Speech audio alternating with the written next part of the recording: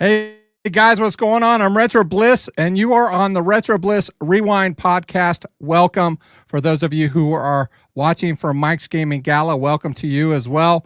We're going to have a fun show tonight. We're going to talk about the Atari 7800. So without further ado, let's just bring the panelists in. First of all, we're going to bring in Mike for Mike's Gaming Gala, Brian from BD Retro Mods, and our buddy Vinny Funkmaster V. What's up? Funkmaster V. What's up, babies? He's a musician, as I am, so we've kind of been talking about more than anything prior to the show. And we I haven't will really say, talked much about what we're going to talk about, but that's actually a good thing sometimes, because if you talk about something too much before the show, it can kind of affect what's going on in the regular show. So, can I start by saying we did invite John, the 7800 programmer from Atari Network.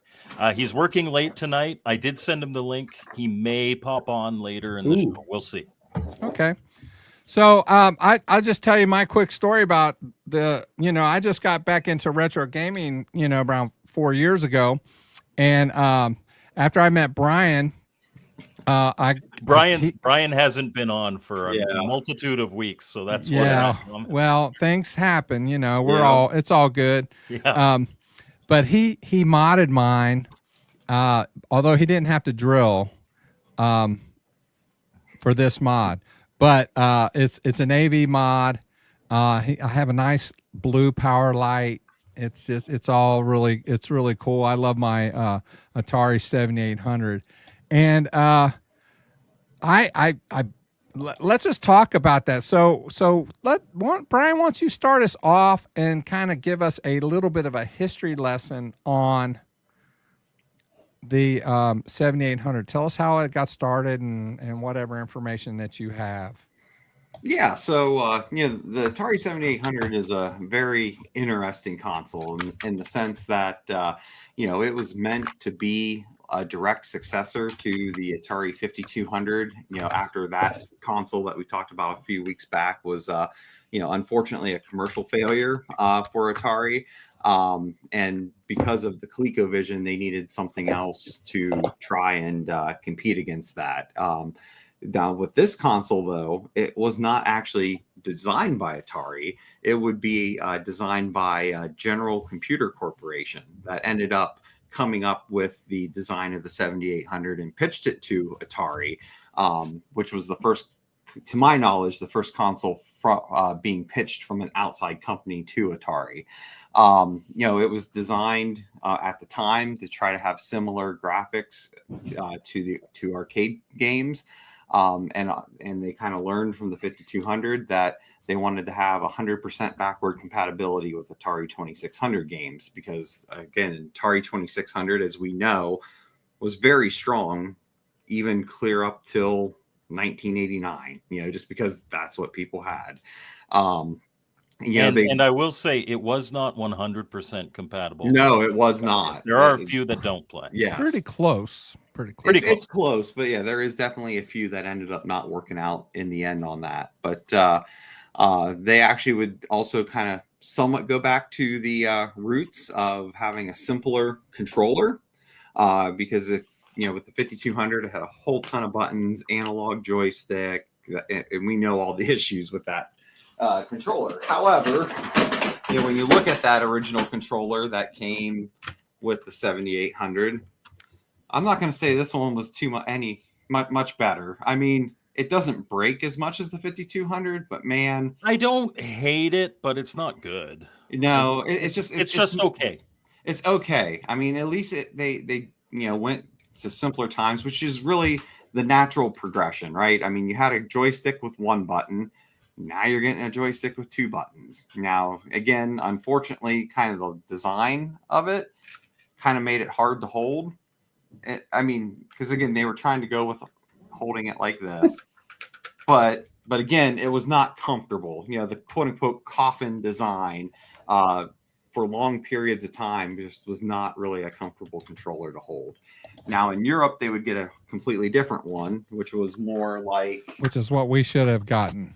Which was more like an NES gamepad. But again, this controller has its faults as well, in the sense of how spaced out the two buttons are. And like we've talked about in other conversations, because I think they truly designed it to rest your fingers in it like this, kind of the way you got the grooves.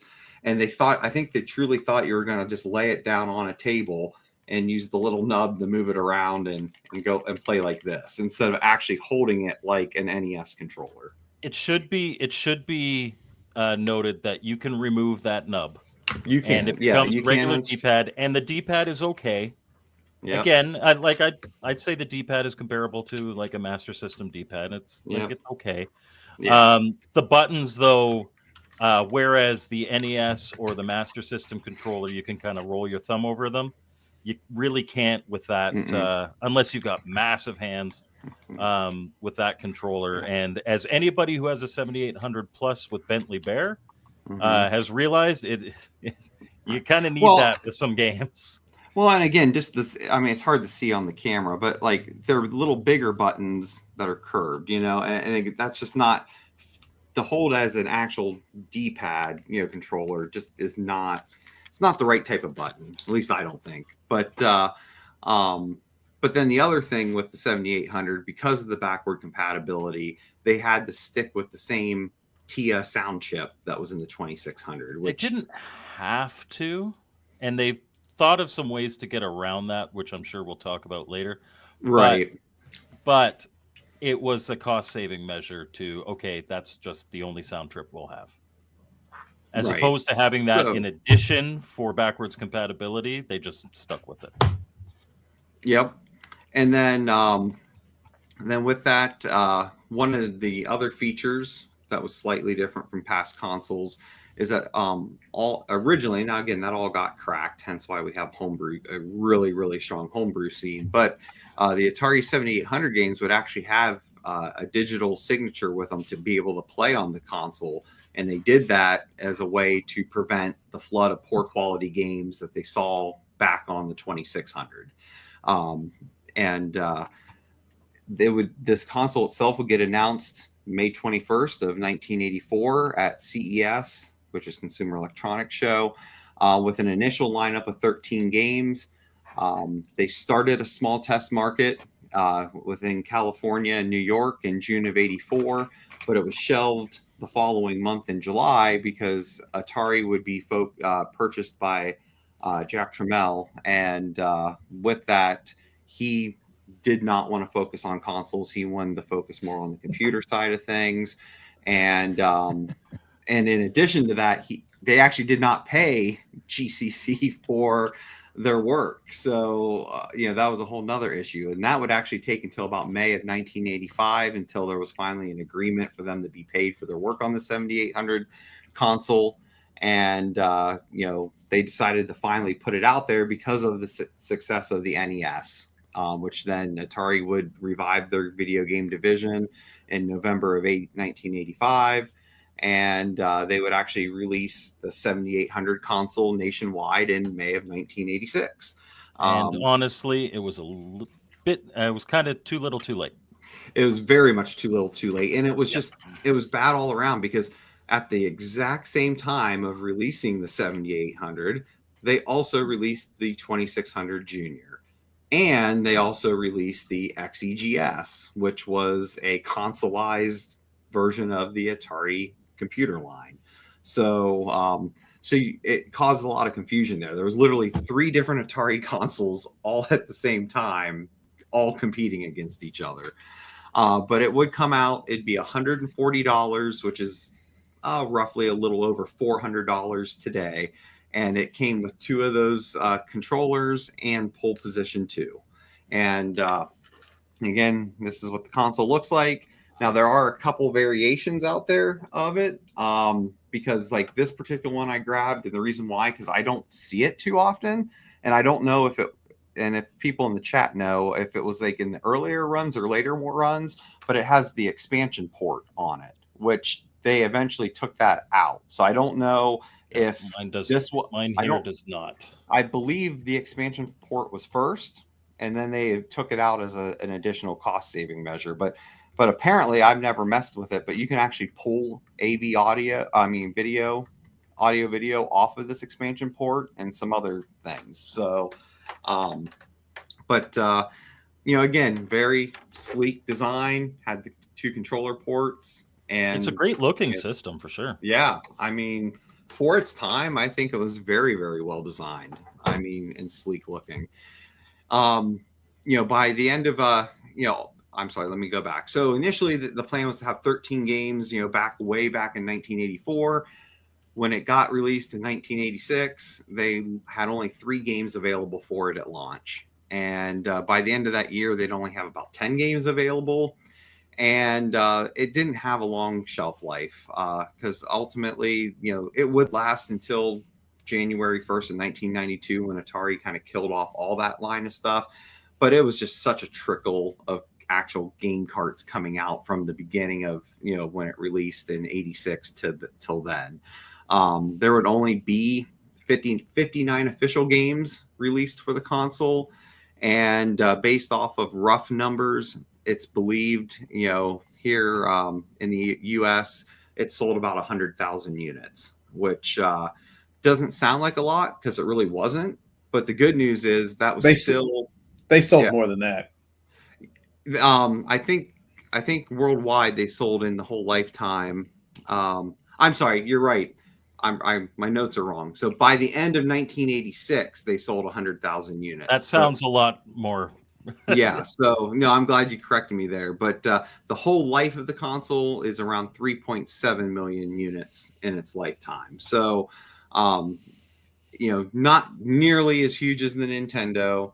Not nearly, it actually did fairly close to the Master System. Not fully there, but with that said, it was still a profitable console for Atari because, again, it was using older technology because of it being released so much later that it was a lot cheaper to produce, and they were actually making profit off of every console sold. So, yeah.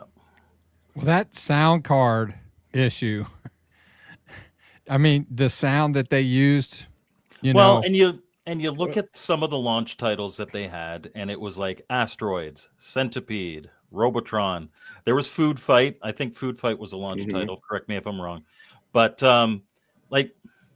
if they want it, because the rest, a lot of the 7800 library is games that you would not have found on the 5200 or the 2600, but they didn't lead with that. And so I imagine people, when this first came out, were like, okay, it's just going to be another Atari system where they do all their arcade ports. Well, if you look at what if they were coming out in 1984, yes, that's a different animal than 86. I mean, 2 years back then was huge, especially those 2 years. So, like when people slammed the 7800 for launching with pole position 2 in 84, that's 4 tracks compared to pole position. I mean, that was a huge upgrade. In addition to the graphical upgrade. Because graphically it was very close to the arcade. I mean, and if you look at the sound, this is something that John, the real guy that was the Atari Network fella, the pro gamer, terrible name. Anyway, we interviewed Steve Golson a couple months ago, and the guy came on and just let out Sonic Gold, and he was correcting things that were known and on some of these Wikipedia pages, and he was spouting stuff that was like, people were like, oh, if you go back and read the chat, people were like, oh my God, I can't believe this and that. And one of the things I thought was interesting, and I did a video on my channel about it, is that the lie about the TIA sound or the TIA chip sound on the 7800, if you listen to the original 13 games, and those are the GCC released games, the sound on those titles are vastly superior to Atari 2600. Listen to Desert Falcon. Put the 7800 version where it's got that do and all those sound effects going. It is a TIA chip, but what Steve educated me and a lot of people on is because of the memory and how much RAM and how much resources that you had extra in the 7800. You were able to allocate more sounds and have better sound than what you could do on a 2600. Now, So I think the same chip just utilized better. yes. And and there was more, like, listen to that. Listen to Desert Falcon and listen to Miss Pac-Man and listen to some of those. Now, what happened is people got lazy, and the Atari engineers technically weren't probably as passionate in year 5 as the GCC people were. So, like, when you listen to Ninja Golf, everybody praises Ninja Golf. The sound of Ninja Golf's god awful.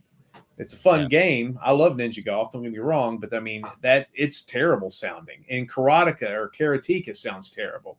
But there were games like even Asteroid 7800 or whatever they call it.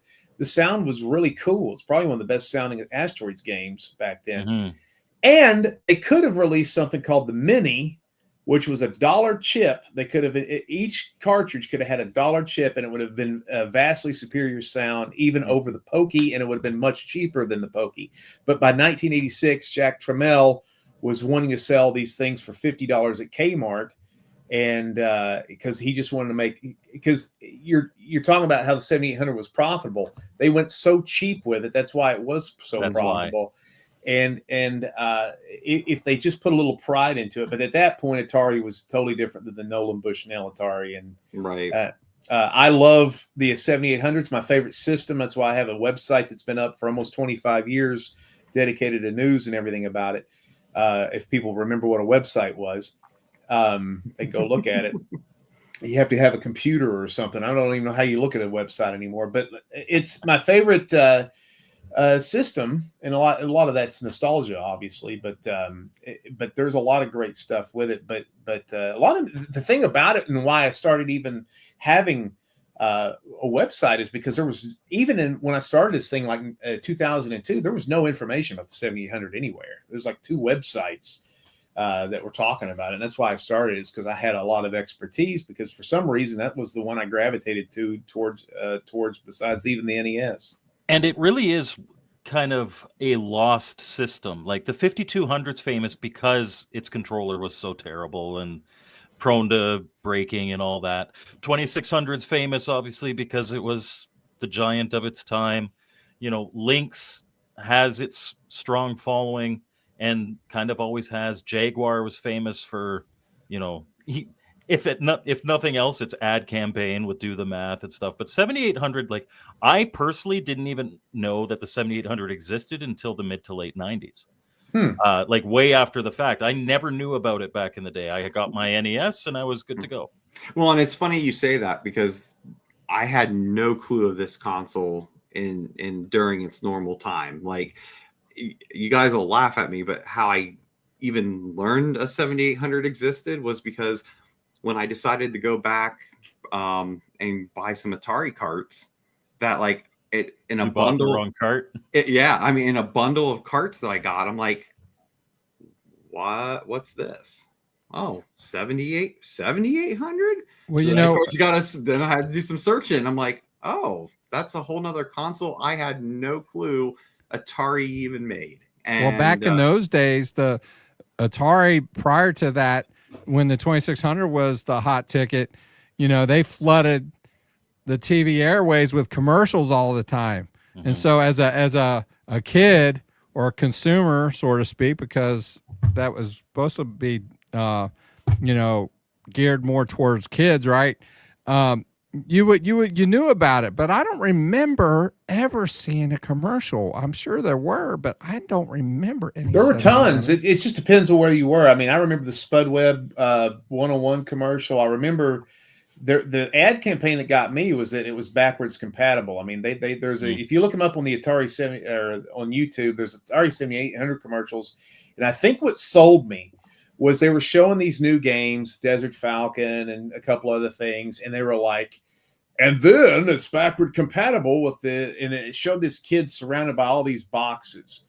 And I remember, and it was like, and of course, kids, the more games you have to play, that means more fun you can have with your system. And I was like, that's true. I didn't know they were going to come out with Lynx and Punch Out and you know, Super Mario Bros. I mean, but that's the craziest thing is how great the Nintendo library was. And still to this day, I contend the NES library is probably the best library over jump over the previous generation. Oh, I mean, I would agree with that. I mean, it's in Castlevania and RC Pro-Am. You can go down to Tecmo Bowl. I know you're Canadian up there, but we have a game called American Football. We like Tecmo Bowl. But anyway, it's a great. You do realize football was invented in Canada, right? Oh, stop that! You took true. The rules you use. McMaster University. You guys trying to take basketball from us too? Canadian invented it. Stop that. Anyway, that's ours. But again, to your point though, if this would have truly came out when it was supposed to, and in some ways earlier, because like going back and now playing this, enjoying this a lot, like I feel like if they would have just in ways scrapped the 5200, like if they would have had literally from the 2600 to this, and you would have had what was there, I think you could have had a whole different climate, you know, when it comes to the video game market. I really do. I think a big problem there is when the 5200 came out, it was not a good time for anything even remotely related. Yeah. Well, anything related to that previous generation or like the current generation coming out. I think the 7800, it would have definitely looked and felt that level above, with addition of things like it's compatible with the 8-bit light gun. One of the games that I brought to show, I think it's the best light gun game on the system, Alien Brigade. Oh yeah, it's a lot of fun, right? There's definitely something there. I think the timing would have still been bad. Nolan Bushnell wanted a new system in 70, or it was 79 or 80. He was saying the 2600 or the VCS at the time was dated in the late 70s, and so that's one reason he left, is because they kept perpetrating the 2600, which did well. The 2600 did great. Yeah. But that 5200 was not the answer. There is a balance between riding what you've got and staying current and up to date. And I think the mentality of Atari at the time in the late 70s, early 80s is we're number one, we're dominating. Why would we even bother changing? Whereas I attribute, how much I love the Super Nintendo and how great the Super Nintendo is to Sega. Nintendo, I think, would have ridden the NES longer if the Genesis hadn't to come out. Oh, without a doubt. I mean, they would have. I mean, the Super Nintendo was, I don't want to say a knee jerk because they were working on it prior, but yes. I mean, but I mean, like they were like, oh crap, we got to get this out because the Genesis is just starting to overtake here, and if we don't get a console out here soon, we're not going to be able to catch up. And that's with anything, right? I mean, competition is what fuels innovation. Iron sharpens iron, yeah. Right. I mean, because again, that's why they felt comfortable with the 2600. Because at the time they're like, well, what else is there? Everyone has these in their home. And television was there. It was superior in 1980. But it wasn't taking any market share. Right. Like it was taking a very small portion of the market share. So Atari got too big for its britches because it took out the Intellivision, which technically was superior. It took out ColecoVision. It felt like we're so awesome. We're Atari. People are just going to buy Atari systems and games no matter what. And then, the crash happened and everything. Everybody went. Yeah, with ColecoVision, I mean, ColecoVision, if it had been given a longer shot, I think probably would have been the one to maybe make Atari really shake. And I think actually it probably was anyway, because that's around when the 5200 came out. Because the ColecoVision really was that extra step, at least graphically. Oh no, well, sound, for both ends of it, sound, audio, and video, it was, and it just had the worst timing possible for a console to come out. I mean, again, if it would have maybe got out a year sooner, I think you would have had a whole different market. Not saying it would have fully fixed things, but I don't know that you would have saw the crash to the level that we saw back then. I think you still would have, for the exact reason that Vinny had mentioned, was that the NES was such a leap, and it was a leap in its game library not necessarily just because graphics or audio or anything. I mean, Master System has superior graphics and audio, arguably, to the NES, but the types of games. It was no longer just here's ports of all your favorite arcades and clones of those ports. Mm-hmm. Now it was here's different genres. Here's and don't get me wrong, you know, Pitfall's a platformer. There are platformers on the NES on the 2600 and whatnot for sure, but it took it to that next level. You know, Super Mario Brothers is, you know, Jeremiah Thomas is in the chat. I'm sure he will yell at me for it, but is vastly superior to Pitfall. There is no competition in my mind. Oh no! Who would argue? This gentleman might. He might. Jeremiah smokes a lot of green cigarettes. Let's just put it that way. You know, hey, I'm going to say this too, man. I mean, like, the crazy thing about when you're looking back at the 7800 is some of the stuff was technically superior to the NES, and they dropped the ball, like especially with some of the things it could do graphically, because the NES was pretty crazy when it comes to flickering. I don't think you have to be a Nintendo fanboy to think the Super Mario Brothers. I don't even like Super Mario Brothers that much, but I don't like Pitfall either. So I'm not a big platform guy anyway. But the you know, the crazy thing is, and I guess you guys all know this too, is Nintendo.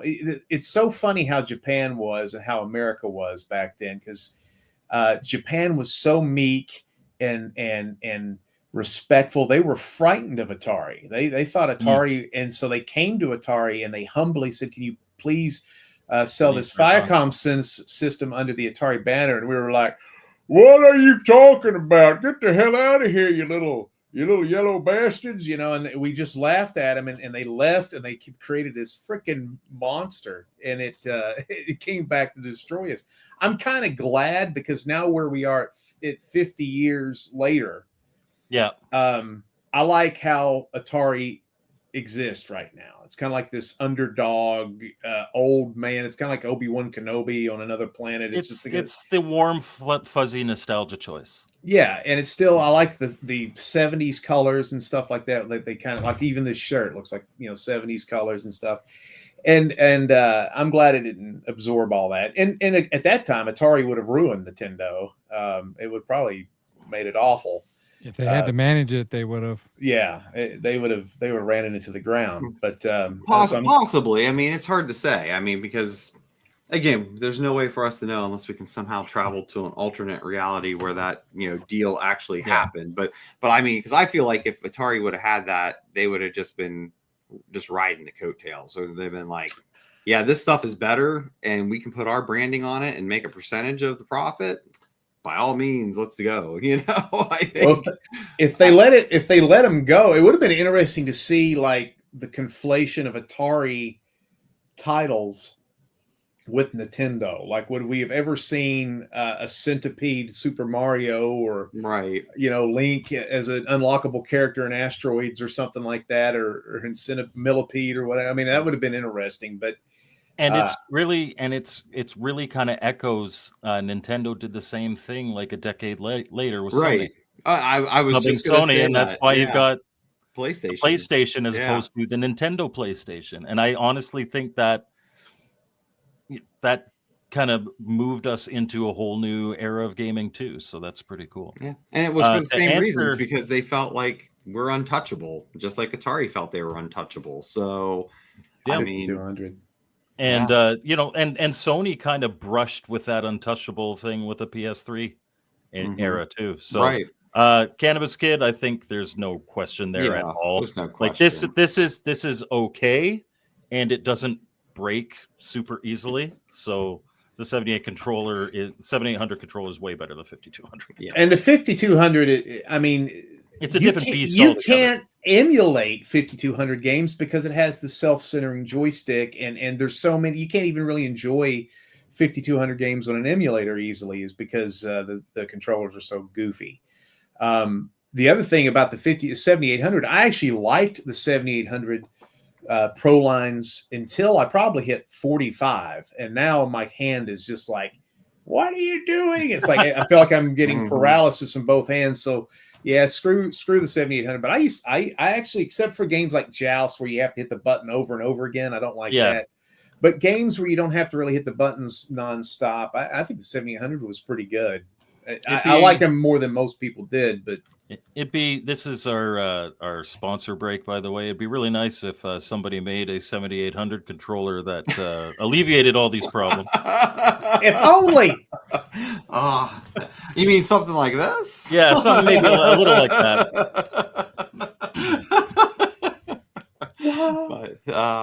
But do I have one of those? Oh yeah, I got one of those. I'm positive you have everything he's ever made. I've made a ton of variations for the 7800 because, again, I did not experience it one bit during its prime. It's all been after the fact, and as everyone here has mentioned, it is a very underappreciated system, and it's just awesome to see what the homebrew community has done with it. In the sense of just continually pushing the power of that console. So let me I wanted to interject this because I don't know if I have any more expertise than anybody else here, but I can tell you, since I was a fanboy of the system, I could tell you a little bit, like in a minute, what it was like to actually have the system back in the 80s, because my friends were getting the Nintendo, and so Punch Out would come out and I'd be like, oh god. And then like Zelda and Contra and all these games, and I would be like, okay, Atari, and I would be sitting there leafing through these magazines hoping there would be like an Atari like article, and so there are games that I latch onto. Like in the early days, Tower Toppler was an adventure platformer that it's one of my favorite games. Platformer. Yeah, I'm the world record holder of that game. I love that game, and so like we leap forward now. Muddy Funster from England, he created this game that's now released on the Atari VCS, and it's going to be released on the 7800 eventually when Atari age gets caught up, called Bernie and the Tower of Doom, and he put homages to Tower Toppler in it. And I was like, oh my God, it's freaking awesome. But I mean, I remember Impossible Mission, which was a great game, which now pisses me off because it was unbeatable. But back then, it was actually impossible. Yeah, it was. Hey, I should have listened. But then, like, there were these games like Alien Brigade, Planet Smashers, Ninja Golf, Midnight Mutants, Basket Brawl, and they never got released down south. And we moved down south at that point. And it was these games where I was like, oh my God, if I could just go. And I'd go into KB Toys and I would go in all these Hills department store and stuff looking for these cartridges, and they never would be released. It'd always be like Real Sports Baseball or Ball Blazer or something like that. And I remember Big Lots right around the 90s. Big Lots had a thing where they had a stack of games, and every game, Atari 2600 or 7800, and it was this giant pile of games, dude. I'm telling you, it was like a kid's wet dream. If a kid had, that, I don't know. It was just crazy. I saw all these cartridges, and they were $1, $2, or $3. And if I knew then what I knew now, I would have went in with a giant checkbook and took all of them away. But I mean, and they were all the games that I didn't have, like Meltdown, Scrapyard Dog, and the ones I just mentioned, like all the games that were hard to find. And I couldn't believe that they were here in my town, and it blew me away. And it was one of the coolest moments shopping wise in my life. I felt like I won a game show and I was on a shopping spree or whatnot. But I dug that. So, then I pretty much had almost the entire collection, which isn't saying much. I had around 50 something cartridges, but, and then at that point, it went away. And then, the resurgence of the homebrew scene, started by our buddy Bob De Crescenzo and Ken Siders, it really got started taking off. And now we're in a little bit of a lull. It was going real good for the last couple of years. Yeah, since the Atari Age store kind of. Yep. It's kind of in a lull, and it's kind of in a weird spot right now. But I'm sure it will catch back up. But the homebrew scene was chugging right along, really, really nicely. Yeah, let's not forget to mention Muddy Vision, Lewis Hill, some fantastic games from him. I think it's worth noting. Opcode Games has started selling some of the homebrews that were in the Atari Age store, and I don't know which ones or how many exactly. There's Popeye. I know how many there are now, but what I mean is, sorry, Eduardo said he's got more coming. So I don't, the reason I'm saying that is this: if these programmers know that they have an avenue to sell their games, like if it's a port, Atari Age is not going to sell it, but unless it's a port of an Atari game. That's true. Yeah. Now, or there's enough of a difference that they can get away with calling it something different. Yeah. So, but my point being is that now these programmers, they might feel more inclined to start programming for the 7800 again. Now, I streamed Armor Attack 2 on the channel today. Now, in times past, I have put a link to an Atari Age thread where Bob DeCrescenzo had given everybody a download list to get all of his games because he knew that they weren't going to be on sale anymore. And after talking with him personally, he said, well, you know what? I got away with it for 20 years. I didn't think it would last this long. I'm just going to put it out there for everybody to share. So and I forgot to check it before the stream. So after stream, I go on there, and the thread, while the thread is there, the download link has been removed. So those games are no longer available. Now, I think they're still, I'm not supposed to tell you where, Trevor Propak, excuse me, you can do a Google search and still find them, but it's not going to be quite as easy as it was before. But that also means that I have no doubt at least some of those other games are going to come out as well, which is awesome. I like the fact that they couldn't release these ports because I think it would make the guys come up with their own game ideas. And I am 100% with you on that. I think that to a few homebrew communities. And that's why I think Muddy Funster is still rocking and rolling, because he's come out with a couple things, and the guy like EXO is my favorite game of his. Yeah, I mean EXO is super tight, and then like Revan Tully's come out with all these crazy dragon games, and the guy from down in Argentina or Chile, Vlad Zaninga, he's come up with all the Night Guy games and stuff. I mean, I enjoy the original concepts, and I think the game that I'm looking forward to the most coming out in the 7800 is Vlad's 30 Night Guy and 30 Squares of Doom, or 30 Squares of Fate, which is a conflation of a board game and an action game. And I actually beat the demo. It's tremendous. Have you guys checked that out yet? I haven't seen it yet. I'll have to look it up. It's a board game, and you roll, and each square something different happens. You may get into a fight, like an old Dungeons and Dragons game, or you may get into a mini game where it could be something like, you're jumping over, you're on a horse and you're jousting, and you're jumping over, or you have a cannon and you're shooting like things out of the sky. It's all kind of like medieval based. And then it's great. I actually have an illegal copy of something because I'm a dirty person. Oh my God. And here we go. So this is what this one's called Night Guy on a board, 30 Squares of Fate. And this is the old version. What actually happened to this guy's version is his house burnt down, and he lost all his progress on this game. He actually had to rewrite it. So this is a game that will never be released because nobody has the ROM really. So, but anyway, it's an older version, but he's actually updated it and made it better, I think. So,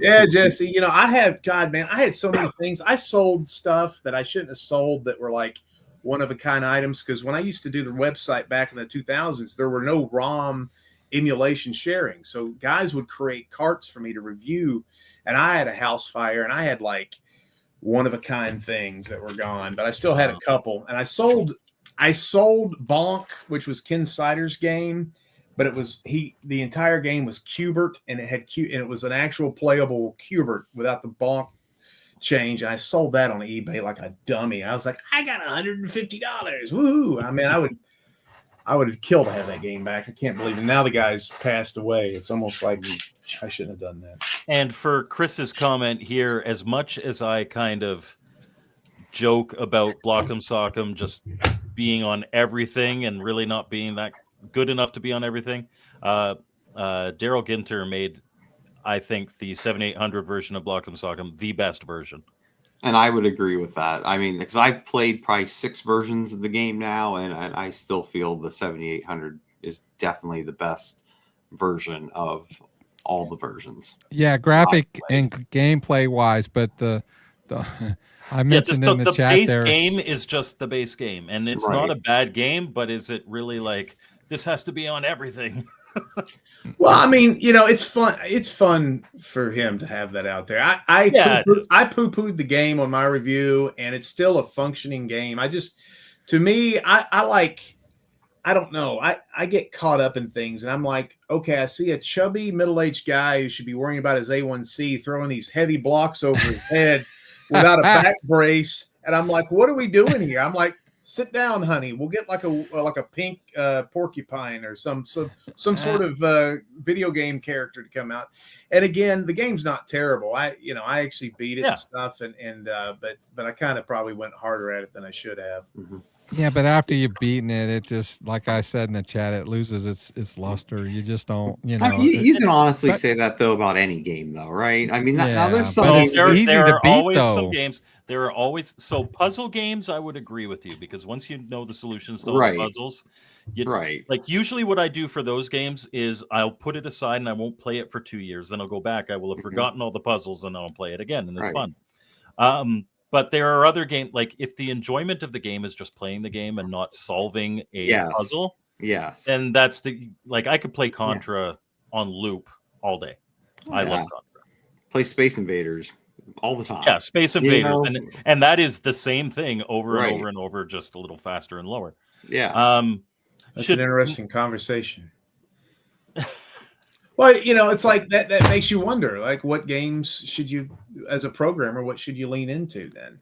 I mean, it's like, if I come replayability is huge nowadays too, especially for what people pay for homebrews. Well, and you want to provide value. So, okay, so we're talking about Bernie and the Tower of Doom then. So Bernie and the Tower of Doom, I don't know, have you guys played that at all? I have played it, yeah. Okay, so it's on the Atari VCS. You can buy it for $8. In Canada, it's $42.99. I don't know how much tariffs. Yeah, but you can play it for $8, and it's a full-fledged. And I said in my review, AAA 70. I don't know if there's such a thing as a AAA, but it feels like it because it's got an overworld map that looks like Super Mario World. But the game itself is a puzzle game. It is kind of an action puzzle game, but after you figure out the gimmicks, that's making me worried too. So if I figure out all the puzzles, am I going to enjoy? It's like if this was more designed like a Super Mario World or something. Yeah. Would I enjoy going back to play this game over and over? Once I beat this game because I've figured out all the puzzles, will I ever go back and play this game? So it is one of those things that, like, if you put it away for a while, you forget them and you go back. So like the Agerland and Lolo games are like that for me. I'll play them every couple years.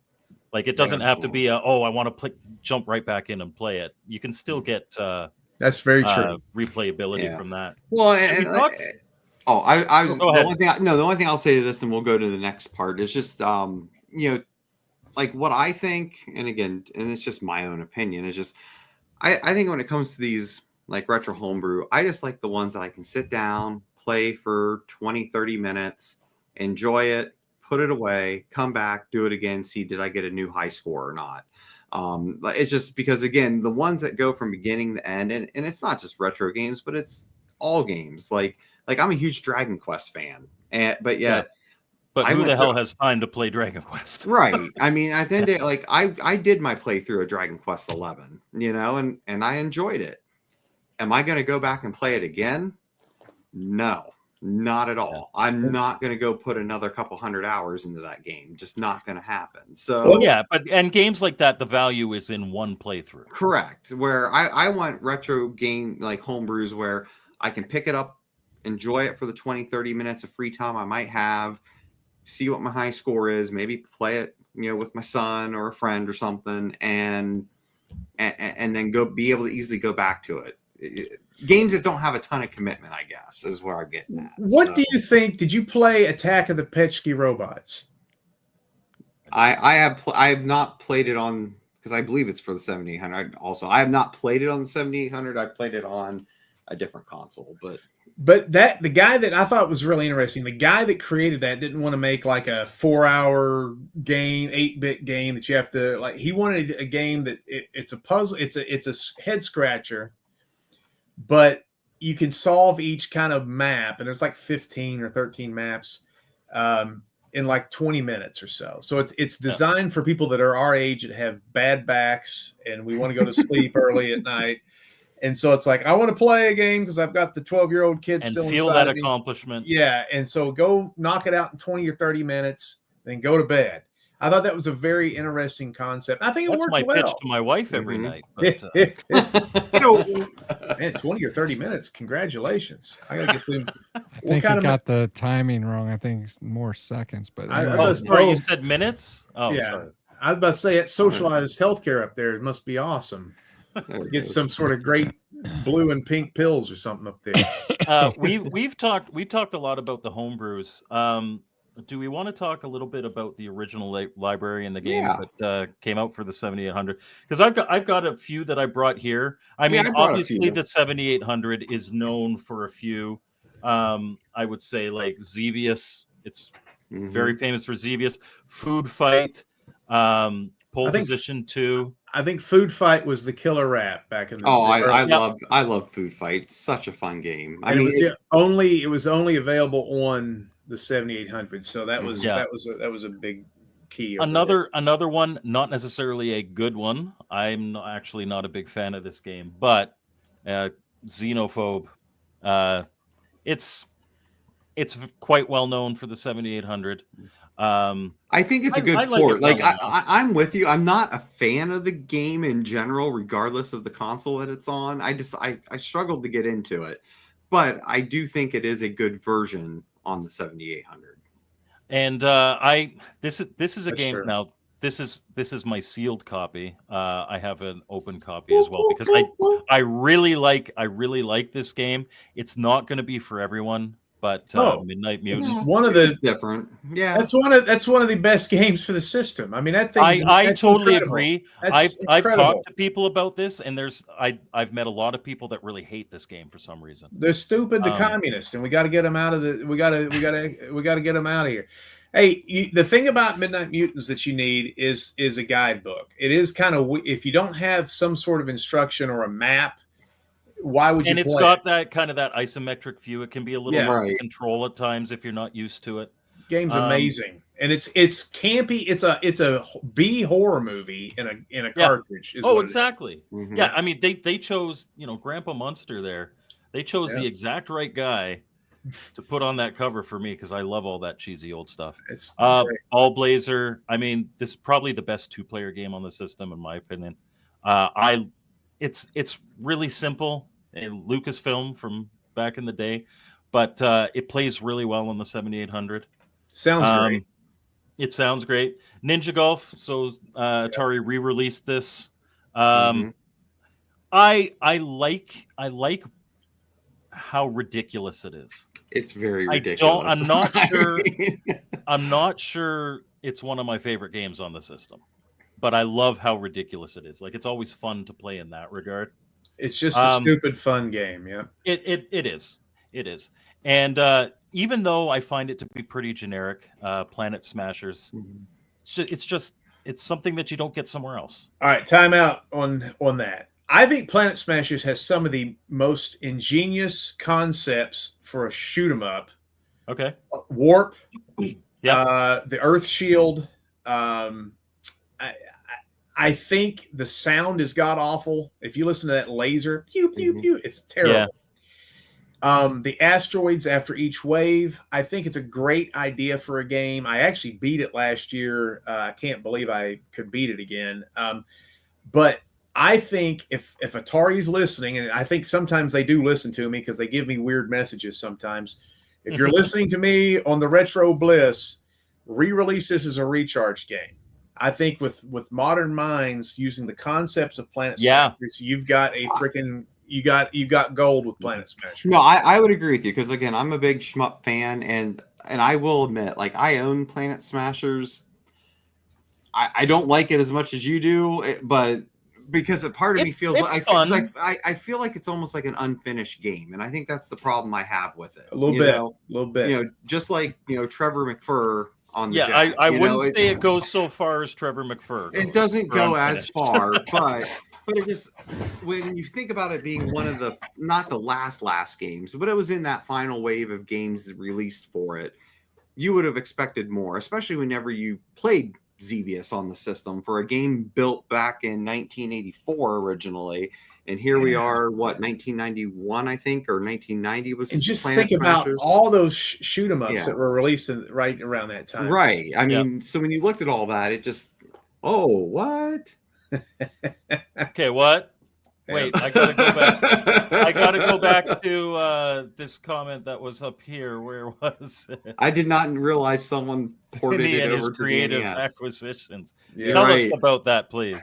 Hey, I don't know. Somebody sent it to me. It's Planet Smashers on an NES cart, and from what I can see, there's not many of these floating around. And this was just the same game ported. It is. It's just an aftermarket. Oh, I know why, because the one flashback had Nintendo had them in the flashback that was used was actually an NES emulator. So that's how they got some of these 7800 games onto the NES like that. Yeah, I think it's pretty cool though.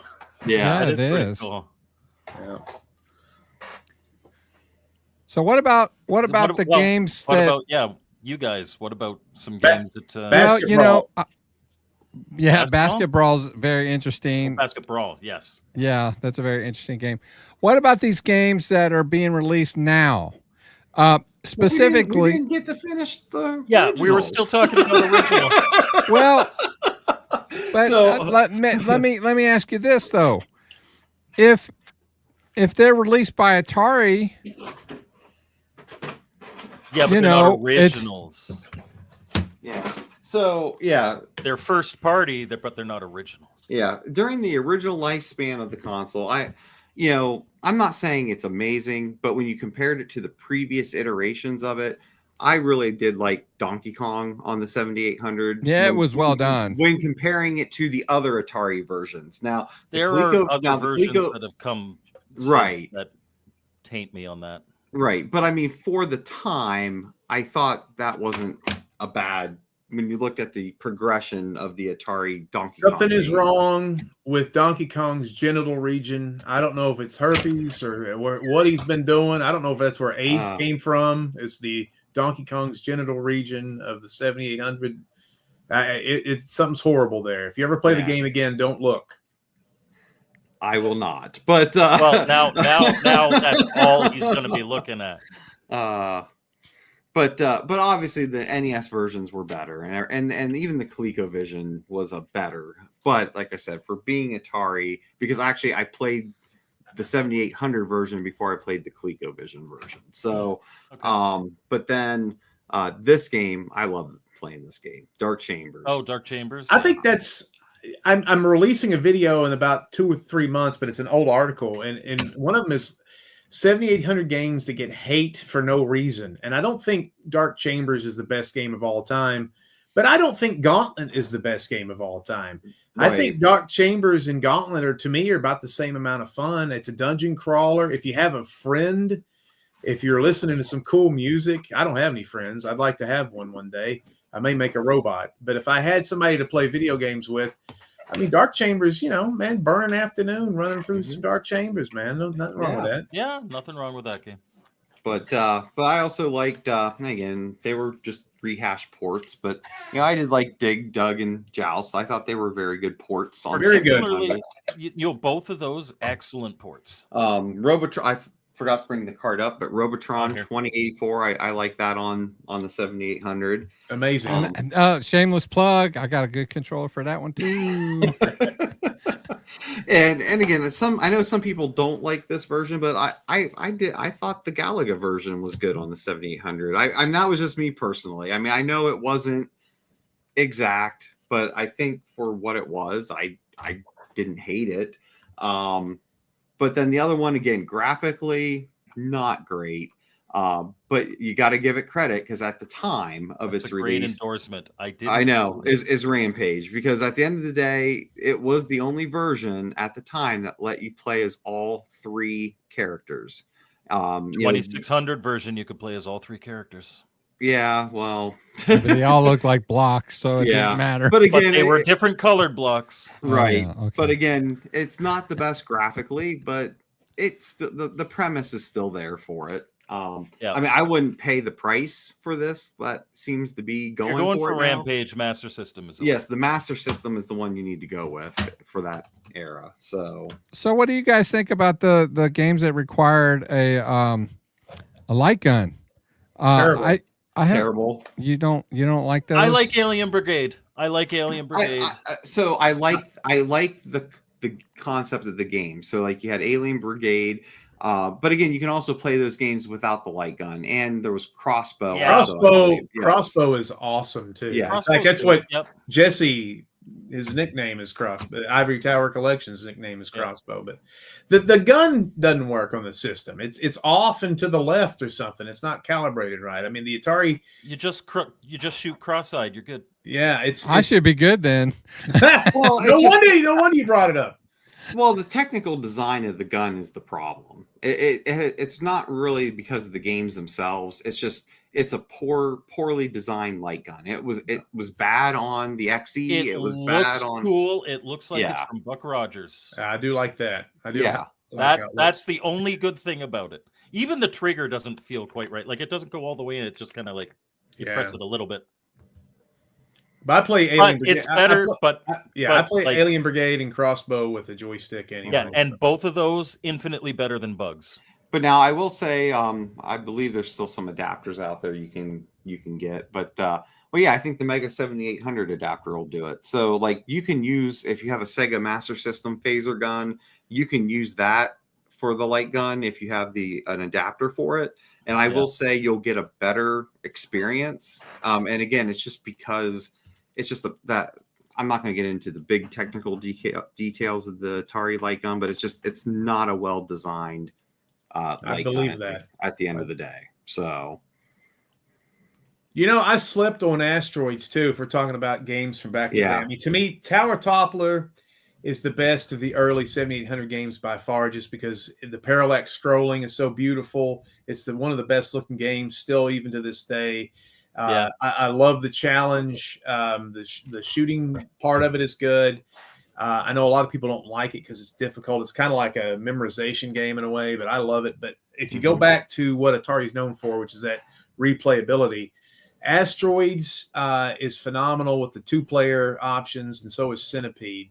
And those and it's unfortunate because they're both titles that you would look at and be like, I already have that. That was the problem in the 80s. And again, if it came out in 84 and you could go, hey, these are great 2-player simultaneous games, that would be something. In 86, when you're competing against, Super Mario Brothers, who gives a flip anymore? Right. So, well, and to that point, because like I said, it was pretty much really, I think, the only platformer on the 7800 during its original release. But, Scrapyard Dog. I mean, it was definitely not a Mario, but I mean, it was a decent attempt. I like it well enough. I mean, I like it well enough. For all that I paid for it. Now I know the Lynx version I think is a better version, but it's still a fun one if you can get it on the cheap. Now this one though, this isn't truly a commercial. This would be a homebrew, but this is, I guess, my prized cart in my collection. I didn't bring the box up. I mean, I do have it all complete in box. I don't believe it. This one right here is probably my prize gem right there. So yeah, I was looking for that game. You can't get the ROM anywhere except for I did find. Which game was that? Ricky and Vicky. Ricky and Vicky. It was Ricky and Vicky. Sorry, I have. I found a place where I could download an exe file because it has a bunch of sound wave files. Well, it uses a completely different sound chip, so it's not a Pokey. I forget what the actual chip's called, but that's why you can't now with the new flash cart by Retro HQ or whatever. I forget what it's called. I think it's the Game Drive. Yeah. Yeah. So now they have the ability to emulate the game on there. So yes, and it comes with it too, I think. And it comes with it if you get it through Stone Age Gamer. Yep. Yeah. Otherwise, you can buy it on Steam, and there's like instructions to how to pull it from Steam to it. But no, it's, I mean, very, very cool game. Like what they did with this was pretty amazing. But again, you are not able to get the physical carts anymore. They stopped doing those a while ago. Check this one out. Yours is on a green one. Yeah, Check this one out, Brian. It's contraband. Nice. Yeah, this is another one of my weird acquisitions. This is a early. There's different levels and stuff on this. This is an early build, and there's no sound or there's no music on this. Okay. This is an early Prototype. Kind of a prototype game there. But that was pretty cool too. That was a gift. Tellchild gave that to me, so that was kind of cool. Yeah, it's an amazing game. Like graphically, everything. I like. They really. John and I are about to do a video together called "Will There Ever Be a Better 7800 Game Than Ricky and Vicky?" And we're going to go down. We're going to bring up 10 games that were close, but we're sitting here now. This is getting to be close to 10 years old, and there's nothing that's really ever gotten as close. And again, this is not my favorite style of game.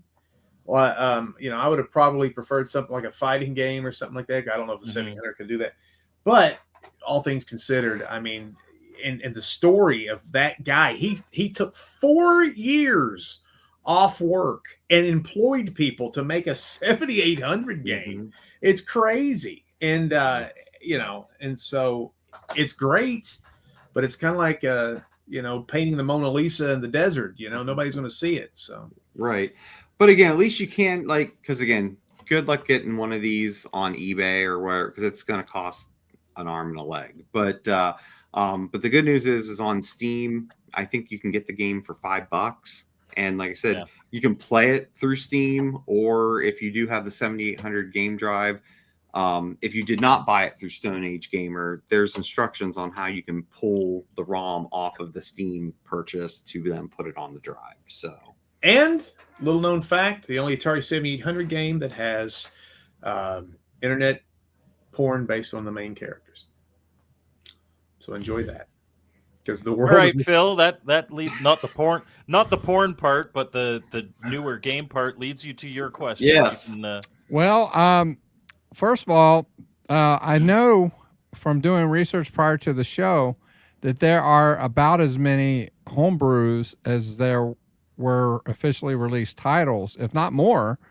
But right now, Atari, they're releasing some of the games that were considered homebrews as their own. Releases, many of which were written by Bob DeCrescenzo, our buddy. And like I said, I wanted to share those links, but you can't just go to Atari Age anymore and get these, and that's because Atari. They're starting to sell these, and but I get it. Like again, I do too. I get it. Selling it, I get it. But yeah, and I'm just glad I was there when he put the free links up because I got them and I still have them. Right. Yeah.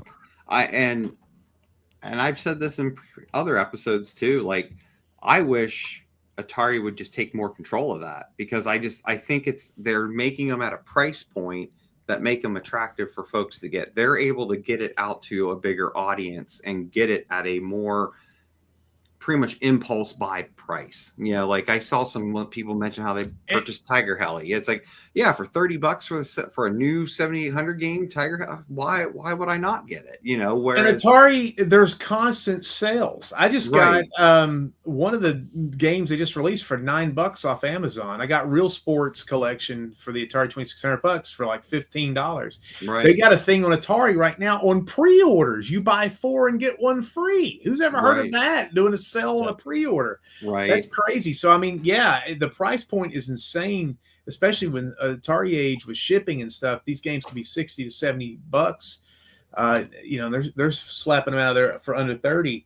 I think, I would like to see that. I know some homebrew. I'm not going to tell tales out of school, but there's some homebrew designers who are very angry at Atari Age right now because they're jamming up what they want to get out into the public.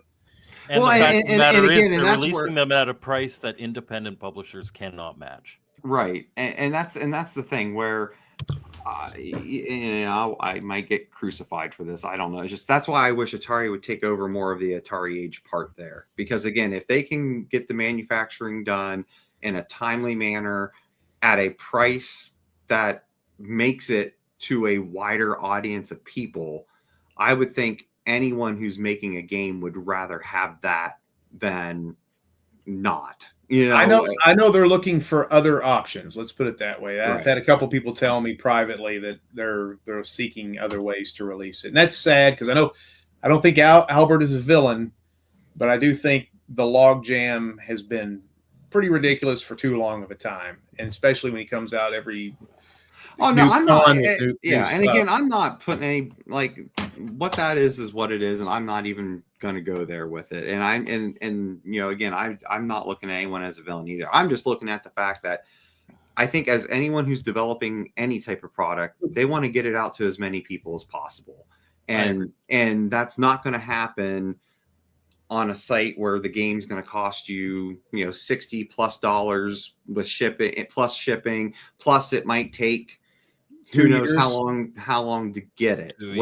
So imagine this. You're 55. You sit there and you're like, Atari, what? There's people that are totally oblivious that love Atari. And they're like, oh my God, Atari's back. There's a thing. Atari Age, what is this? And you go on, you see all these games for this system. And you start clicking, going, I'm going to buy all these freaking games. This is going to be a blast. Mm-hmm. And you got to wait a year and a half to get your order. You're going to be like, what is this? 6 months later, you have a cardiac arrest and you never see them. That's nuts. Because I'm sure, again, I can't speak for all of them, but I'm sure many of these homebrew makers, if Atari would say, hey, do you care if we publish your game under the Atari brand and you'll make this percentage per cart, or here's the flat rate we're going to pay you to have the rights to make that cart? I think most of them would be like, yes, please. Oh yeah. Where do I sign? In fairness, I know. I don't know the specifics of what Atari pays. I know it's not good. I know it's very low, but you get to call yourself an official Atari programmer. You've programmed a first-party release from Atari, regardless of what iteration of Atari. Right. Like people are like, "Oh, this isn't the real Atari." Atari is a brand. Right. Nolan Bushnell sold Atari to make the 2600. So, from that point, it wasn't Atari. Yeah. But here's the other thing to keep in mind, because even when it's being sold through Atari Age, they're only I don't know the exact dollar amounts, but they're probably only getting $5-6 per game because there's so much other costs that go into that $60 price tag. So, even if, and again, I don't know that they are, I have no inside information, but if Atari is using the Evercade model, because I know when you get those indie collections from Evercade, they're paying that developer a flat fee to have the rights to be able to put that game on the cart. So they might pay them. I'm just throwing out a number. They might pay them $1,000 or $2,000, but and then that's what it is. But when you think about that homebrew developer, how many games would they have had to sell to actually make a profit of that? It's a very good deal for them. And I don't know. I'm for it getting out more to the masses. And I think the way the Atari model is doing it with these games at $30 puts it at a point where people are going to hopefully buy it, because I will also then be the next devil's advocate there. Is I think we all know that watching this, that the Atari 7800 Plus has not been doing well. You see it constantly on sale. Woot, it was just subsidiary of Amazon or whatever, that you can get it for $65. So folks, if you don't have a 7800 Plus, go to Woot. Yeah, now's your time. Now's your time to do it. $65, and you'll love it. You will love it. Trust me, you will love it. And you're getting, not saying it's a perfect controller, but again, you get a wireless version of this. I'm not saying it's perfect. It has its issues, and you're getting, Crystal Quest. So so you're getting, I'm for it. Yeah, I'm for it. But what cracks me up, what makes it so Atari, is they release one of the best games in the system that was made specifically for the Pro Line controller, and they're going to release the Right. European controller. Right. And it's like people are like, I can't do it. And it's like, well, now you have Yeah. to get a 1982 version. Certainly. You have to.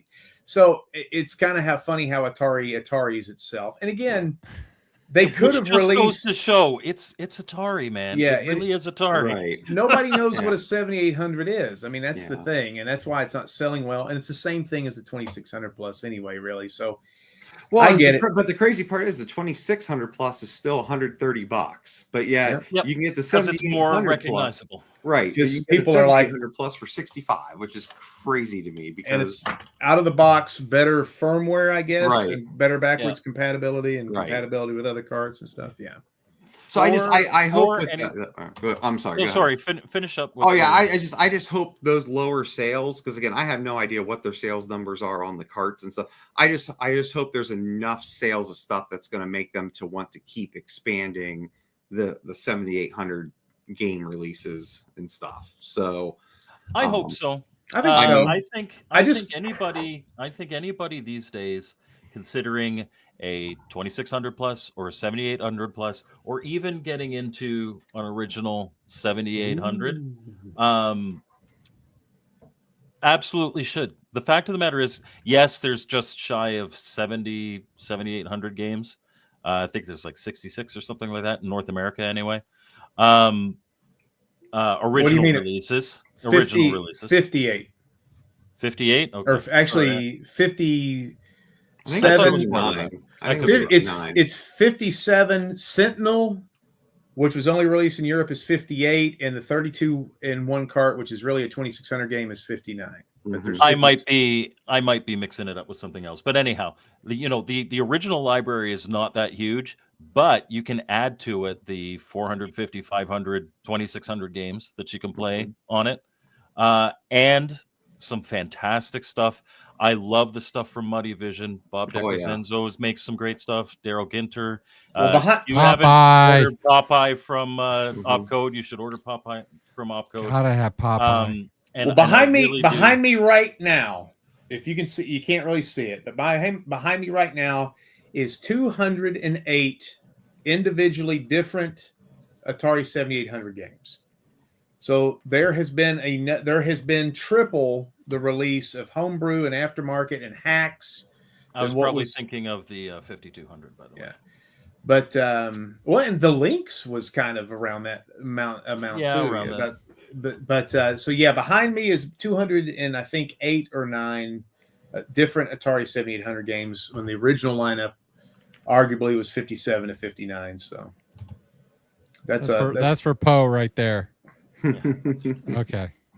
Lynx was 71. Okay. The one thing, when you were doing your overview and you were talking about the thing, the only thing I will say is if you are getting and wanting to get into an original 7800, it used to be a big pain in the butt if you found one without a power supply, because it has its kind of own proprietary connection. You won't be able to see it there. Terrible. Little two-prong thing. Atari Repair Parts now sells 7800 power supplies.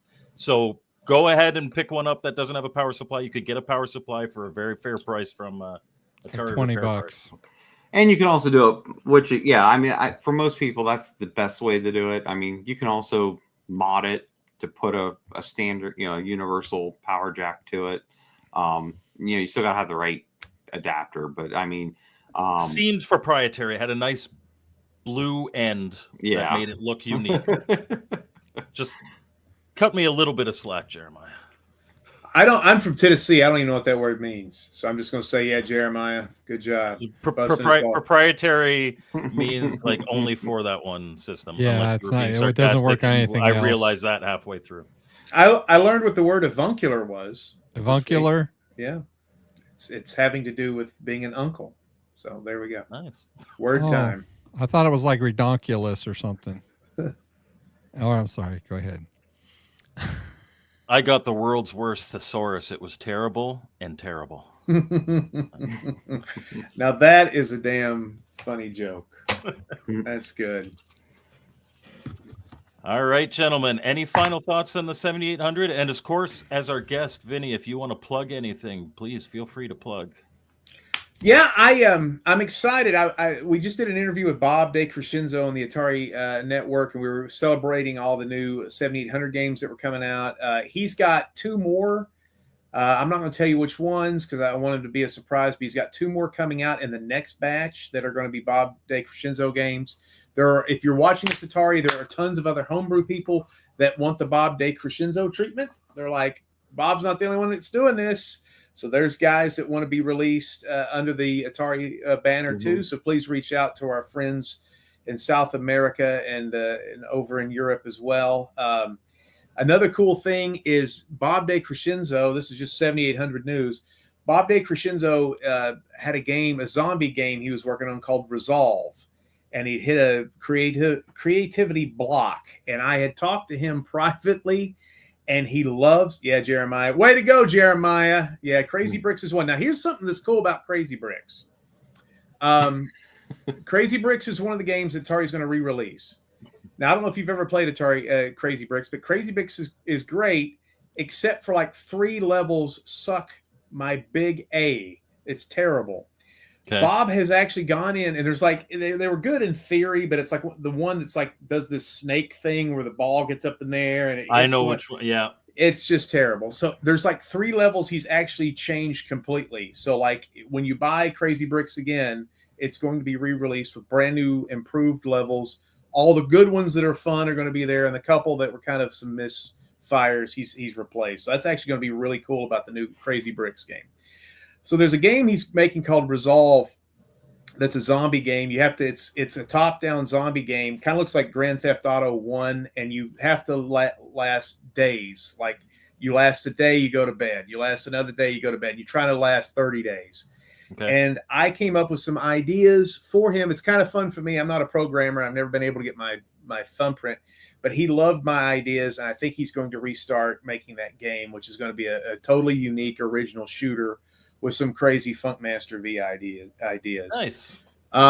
So just real quick on what I'm going to plug on my channel, bigandfunkyproductions.com, we're going to finish up the Atari 7800, or excuse me, the top 100 games of all time. We're going to start with number 20 to 11. We've done the other ones, and we're counting down. That's going to happen in the next 2 weeks.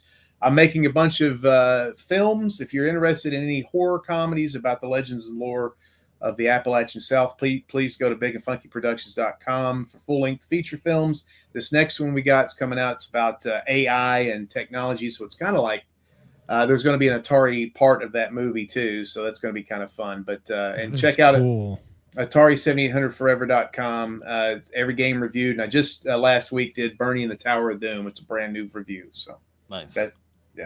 I think it's been a fun show, guys. I've really enjoyed this a lot. I love the 7800, and I play my 7800 Plus a lot, just like Mr. Postile.